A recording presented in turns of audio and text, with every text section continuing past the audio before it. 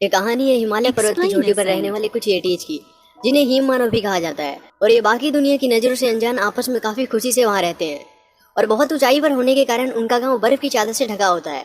तो मूवी की शुरुआत मीगो नाम के एक येटी से होती है, जो हमें बताता है कि उन सब के लिए यही उनकी दुनिया है। और वो सभी एक एंशिएंट स्टोन के लॉ को फॉलो करते हैं, जिसके अनुसार उनकी ये दुनिया बादलों पर तैर रही है। और वो बादल बड़े माउंटेन मैमथ्स के सहारे टिकी है, और इसलिए उन्हें उन मैमथ्स को आइस फीड करना होता है, जिससे वो ओवरहीट ना हो, नहीं तो वो सभी मारे जाएंगे।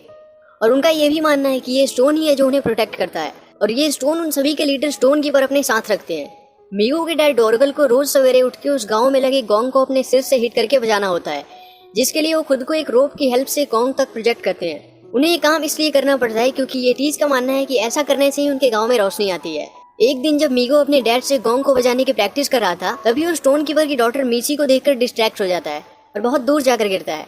तभी वो एक प्लेन को अपनी तरफ आते देखता है, जिसे देखकर वो समझ नहीं पाता कि आखिर वो क्या चीज है। लेकिन आखिर में वो प्लेन उससे टकरा जाता है और उसका पायलट कुछ दूर जा गिरता है। मीगो उसके पास जाता है और वो दोनों एक दूसरे को देखकर डर जाते हैं, लेकिन मीगो उसके छोटे पैर को देखकर उसे स्मॉल फुट नाम देता है। इतने में तेज हवा के कारण वो इंसान वहां से उड़ जाता है। ये देखने के बाद मीगो भागते हुए अपने गाँव जाता है और उन्हें बताता है कि मैंने स्मॉल फुट को देखा है, जिसे सुनकर सब दंग रह जाते हैं, क्योंकि वो मानते थे कि स्मॉल फुट जैसी कोई चीज नहीं होती। इसलिए मीगो उन सबको उस जगह ले जाता है जहाँ उसने उस इंसान को देखा था। लेकिन उनके पहुंचने से पहले ही वो प्लेन वहां से नीचे गिर जाता है। तभी वहाँ स्टोन कीपर अपने बेटे थॉर के साथ वहाँ आ जाते हैं और मीगो की बात सुनकर सबसे कहते हैं कि मीगो ने जो कुछ भी देखा वो सब झूठ है, क्योंकि स्टोन के अनुसार ऐसी कोई चीज एग्जिस्ट नहीं करती। लेकिन मीगो को अपनी बात पर पूरा भरोसा होता है, इसलिए अपनी बात पर टिका रहता है। थॉर उससे पूछता है कि तुम्हें कैसे पता कि वो स्मॉल फुट था, जिस पर मीगो कहता है कि उसके पैर काफी छोटे थे। इतने में स्टोन कीपर की डॉटर मीसी वहाँ आ जाती है और अपने डैड से कहती है कि शायद मीगो सच बोल रहा हो। इस पर उसके डैड कहते हैं कि सिर के बल गिरने के कारण शायद उसने याक को स्मॉल फुट समझ लिया हो। इसे सुनकर वो सभी उसकी बात को एक्सेप्ट कर लेते हैं, लेकिन मीगो अभी भी अपनी बात पर टिका रहता है। इसलिए स्टोन कीपर उसे स्टोन की अवज्ञा करने के कारण उसे गांव से बाहर निकाल देते हैं और इसके बाद सभी वहां से चले जाते हैं। मीगो भी उदास होकर गांव से जाने लगता है। दूसरी तरफ हम हिमालय के बहुत नीचे एक इंसान को देखते हैं, जिसका नाम पर्सी पैटरसन होता है और वो एक वाइल्ड लाइफ डॉक्यूमेंट्री का फिल्म मेकर होता है। लेकिन पिछले कुछ समय से अपने शो के लो रेटिंग के कारण वो बहुत निराश था, इसलिए वो वहाँ कुछ अलग तलाश करने के लिए आया था।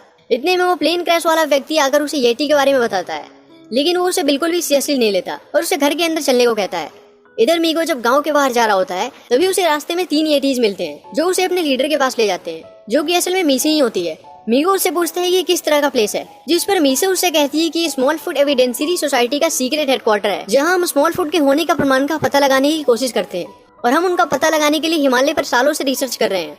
लेकिन तुमने एक स्मॉल फुट को अपनी आंखों से देखा है, भले ही तुम्हारे पास उसका कोई सबूत ना हो, लेकिन रिसर्च के दौरान हमें कुछ मिला है। इसके बाद वो उसे कुछ सबूत दिखाते हैं और मीसे उससे कहती है कि हमने अभी तक उनमें से किसी को नहीं देखा, क्योंकि शायद वो हिमालय के बहुत नीचे रहते हो, इसलिए उनका पता लगाने के लिए तुम्हें नीचे जाना पड़ेगा। ये सुनकर मीगो पहले तो इनकार करता है, क्योंकि वो अपने गाँव वापस जाना चाहता था। लेकिन मीसे के बहुत समझाने के बाद मीगो नीचे जाने के लिए तैयार हो जाता है। इसके बाद वो एक रस्सी की हेल्प से उसे धीरे धीरे नीचे भेजने लगते हैं, लेकिन तभी रस्सी के अचानक टूट जाने के कारण वो बादलों से होते हुए नीचे जा गिरता है। और वहां पहुंचकर जब वो नीचे की दुनिया को देखता है तो बहुत ज्यादा खुश हो जाता है और आगे जाने पर उसे वो क्रैश प्लेन नजर आता है, जिसके अंदर जाने पर वो फंस जाता है और वहां से फिसलते हुए वो सीधा नीचे पहुंचता है, जहां वो उस फिल्म मेकर पर्सी को देखता है, जो कि अपनी असिस्टेंट ब्रेंडा से कहता है कि ये गांव येटीज के लिए फेमस है, इसलिए हमारे व्यूअरशिप को पाने का अच्छा मौका है। और इसके बाद वो उसे एक येटी का सूट दिखाता है और उसे पहनकर येटी की तरह एक्ट करने को कहता है, जिसे वो अपने कैमरे में कैद कर लेगा और इस तरह अपने फेम को वापस पाने की कोशिश करता है। लेकिन ब्रेंडा को उसकी बात बिल्कुल पसंद नहीं आती, इसलिए वो वहां से चली जाती है। उसे ढूंढने के लिए जब वो बाहर निकलता है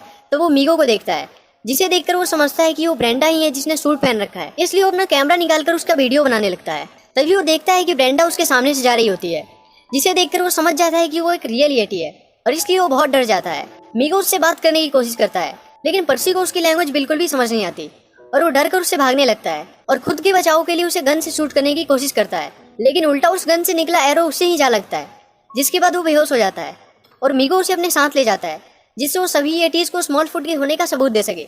लेकिन ऊपर जाते समय वो एक भयानक बर्फीली तूफान को अपनी तरफ आते देखता है, जिससे बचने के लिए वो एक केव में छुप जाता है। लेकिन तभी वो देखता है कि पर्सी ठंड के कारण बिल्कुल फ्रीज हो चुका है, इसलिए उसे बचाने के लिए आग जलाता है और आंखें खुलने पर पर्सी खुद को उस येटी के सामने इस तरह पाके अपने आप को छुड़ा लेता है और अपने लाइफ को रिस्क में डालकर उसका वीडियो बनाने लगता है और उस वीडियो को ब्रेंडा को सेंड कर देता है और उससे हेल्प के लिए टीम को भेजने को कहता है। लेकिन वीडियो पहुंचने में काफी समय था। ये देखकर पर्सी जोर से चिल्लाने लगता है, जिसकी आवाज सुनकर वहाँ एक भालू आ जाता है, लेकिन मीगो उसे उस भालू से बचाकर उसे वहाँ से निकाल देता है और इसके बाद पर्सी केव से बाहर आ जाता है, लेकिन तभी अंदर से उसे मीगो की आवाज सुनाई देती है, जिसे देखने के बाद वो अंदर जाने का तय करता है। और वहाँ जाने पर वो देखता है कि मीगो के पैर में एक ट्रैप लगा है, जिसे पर्सी निकाल देता है और उसके पैर में बैंडेज लगा देता है। इधर मीसे खुद को मीगो के नीचे गिरने का जिम्मेदार समझकर उसे ढूंढने के लिए नीचे जाने का तय करती है। तभी वो मीगो को देखती है। वो सभी मीगो को देखकर काफी खुश होते हैं। इसके बाद मीगो उन सबको पर्सी से मिलाता है, जिसे देखने के बाद वो उसे गाँव ले जाते हैं और सभी को पर्सी के स्मॉल फुट को दिखाते हैं। पर्सी इतने सारी एटीज को अपने सामने देखकर काफी ज्यादा खुश होता है और सभी एटीज को भी ये यकीन हो जाता है कि स्मॉल फुट असली में होते हैं और वो सभी पर्सी के साथ खूब मौज मस्ती करते हैं और धीरे धीरे वो सभी पर्सी के बहुत अच्छे दोस्त बन जाते हैं। एक सुबह जब मीगो के डैड गोंग को हिट करने वाले होते हैं, तभी मिस बैलेंस हो जाने के कारण वो उसे बजा नहीं पाते, लेकिन उसके बावजूद भी सूरज के उगने के कारण उस गांव में रोशनी आ जाती है,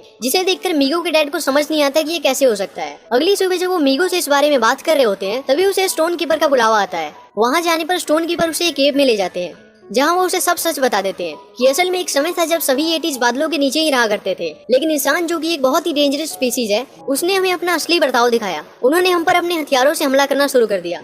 हमारे पास भागने और छुपने के अलावा और कोई चारा नहीं था, इसलिए हम सब सरवाइव करने के लिए पहाड़ों में छुपकर रहने लगे, क्योंकि इतने ऊपर स्मॉल फुट ठंड के कारण सरवाइव नहीं कर सकते। और इस तरह हमने अपने लॉस को स्टोन पर लिखा और धीरे धीरे हम अपनी बचाव के लिए इसमें और लॉस जोड़ते गए, जिससे हम उस इंसानों द्वारा किए गए विनाशों से बचे रह सके। ये सुनने के बाद मीगो उनसे कहता है कि लेकिन मैं जिस स्मॉल फुट से मिला था वो ऐसा बिल्कुल नहीं है। इस पर स्टोन कीपर उससे कहती है कि वो सब एक जैसे ही हैं। तब मीगो को भी याद आता है कि जब वो पर्सी से मिला था तब उसने भी उस पर अटैक करने की कोशिश की थी, और यही स्टोन कीपर उसे ये भी बताते हैं कि इतने सालों से जिसे वो क्लाउड समझते आ रहे थे, असल में वो बस स्टीम है, जिससे हम बाकी दुनिया की नजरों से बचे रह सके।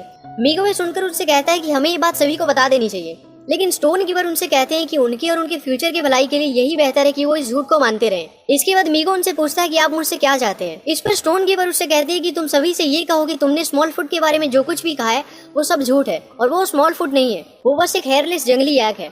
जिस पर मीगो उनकी बात मान लेता है। इधर मीसी और पर्सी एक दूसरे की लैंग्वेज समझने की कोशिश कर रहे होते हैं, तभी मीगो वहाँ पहुँचता है और इस दौरान पर्सी ऑक्सीजन के कारण सब कुछ भूलने लगता है और बेहोश हो जाता है। मीसे उससे कहती है कि शायद ठंड और ऑक्सीजन के कारण वो बेहोश हो गया है, इसलिए हमें इसे इसके घर ले जाना चाहिए। तभी मीगो पर्सी को अपने साथ लेकर वहाँ से चला जाता है और सभी को वही कहता है जो उसे स्टोन कीपर ने कहने के लिए कहा था। मीसी ये देखकर समझ नहीं पाती कि मीगो सबसे झूठ क्यों बोल रहा है, क्योंकि उसे पूरा भरोसा था कि ये कोई याक नहीं है बल्कि स्मॉल फुट ही है, और उसके तीनों दोस्त भी इस बात को नहीं मानते और वहाँ से चले जाते हैं। मीसे भी मीगो से गुस्सा होकर वहाँ से चली जाती है। अगली सुबह जब मीगो उदास बैठा होता है, तभी उसके डैड वहाँ आ जाते हैं और वो गोंग को बजाने ही वाला होता है। इतने में सूरज के उगने के कारण रोशनी आ जाती है और मीगो उस केव में जा पहुँचता है। वहाँ वो स्टोन कीपर से पर्सी के बारे में पूछता है। तभी हम देखते हैं कि मीसे उसे सबसे छुपाकर उसके घर ले जा रही होती है, इसलिए मीगो उसे बचाने के लिए नीचे जाने का फैसला करता है। जाते समय वो मीसी के दोस्तों को भी अपने साथ चलने को कहता है, लेकिन वो उससे नाराज थे, इसलिए उसके साथ जाने से मना कर देते हैं और मीगो अकेले ही नीचे कूद जाता है। लेकिन इसके बाद मीसी के दोस्त भी उसे बचाने के लिए एक एक करके नीचे कूद जाते हैं। इधर मीसे भी पर्सी को नीचे पहुँचा देती है और वहाँ से चली जाती है। होश में आने के बाद पर्सी ब्रेंडा से मिलता है, जो उसे बताती है कि उसके द्वारा भेजा गया वीडियो वायरल हो चुका है और सभी को इस बारे में पता चल चुका है। तभी वो मीसी को देखता है, जो वहाँ के सभी चीजों को पहली बार देखकर काफी क्यूरियस हो जाती है और वहाँ की सभी चीजों को देखने लगती है। तभी वहाँ कुछ पुलिस वाले आ जाते हैं और उसे अपनी बचाव के लिए उन पर हमला करना पड़ता है। भागते समय वो मीगो और अपने दोस्तों से मिलती है और मीगो उससे कहता है कि वो सभी एक टेरिबल क्रीचर हैं, इसलिए उन्होंने तुम्हें पकड़ने की कोशिश की। तभी उन्हें एक तस्वीर नजर आती है, जिसे देखकर वो समझ जाते हैं कि असल में वो सभी भी उन्हें मॉन्स्टर ही समझते थे, इसलिए उन्होंने अपनी बचाव के लिए उन पर हमला किया था। इस बीच कुछ पुलिस वाले वहाँ पहुँच जाते हैं, लेकिन तब तक वो वहाँ से जा चुके थे। लेकिन भागते हुए उन्हें कुछ पुलिस वाले देख लेते हैं और उनके पीछे आने लगते हैं। इधर पर्सी भी उन्हें बचाने के लिए उनका पीछा करने लगता है। तभी भागते हुए वो एक प्लेन की नजर में आ जाते हैं, लेकिन होम कीपर उन्हें बचा लेते हैं। लेकिन इतने में कुछ पुलिस वाले उनका पीछा करते हुए उनकी तरफ आने लगते हैं, इसलिए मीगो उनका ध्यान भटकाने की कोशिश करता है और भागते हुए वो पर्सी से मिलता है, जो उसे एक एरो की मदद से बेहोश कर देता है। इधर वो पुलिस वाले मीगो को पकड़ लेते हैं, लेकिन मास्क हटाने पर वो देखते हैं कि असल में वो पर्सी ही होता है और वो ये क्लेम करता है कि जिस येटी को उन्होंने देखा था वो खुद ही था, इसलिए पुलिस उसे फेक पब्लिसिटी स्टंट के जुर्म में गिरफ्तार कर लेती है। इधर मीगो जैसे तैसे उन तक पहुंच जाता है और उन्हें बताता है कि असल में वो सभी बुरे नहीं है और उसने उसे बचाने के लिए शूट किया था। इसके बाद वो सभी अपने गाँव पहुँचते हैं, जहाँ स्टोन कीपर सभी को सारी सच्चाई बता देते हैं। मीगो उनसे कहता है कि हम सोचते हैं कि वो मॉन्स्टर है और वो हमें मॉन्स्टर समझते हैं। अगर ऐसा ही रहा तो हमें हमेशा एक दूसरे से छुप के रहना पड़ेगा, इसलिए हमें उनसे बात करना चाहिए। ये सुनकर सभी उसकी बात पर एग्री करते हैं और साथ में नीचे पहुंचते हैं, जहां उन्हें देखते ही फिर से पुलिस वाले घेर लेते हैं। लेकिन पर्सी और ब्रेंडा उन्हें ये समझाने की कोशिश करते हैं कि वो सभी बहुत अच्छे हैं, जिसके बाद वो सभी उन्हें खुशी खुशी एक्सेप्ट कर लेते हैं और इसी के साथ ये मूवी यही एंड हो जाती है। तो गाइस, अगर आपको वीडियो पसंद आया हो तो प्लीज इस चैनल को सब्सक्राइब करें और कोई फीडबैक या सजेशन हो तो कमेंट करें।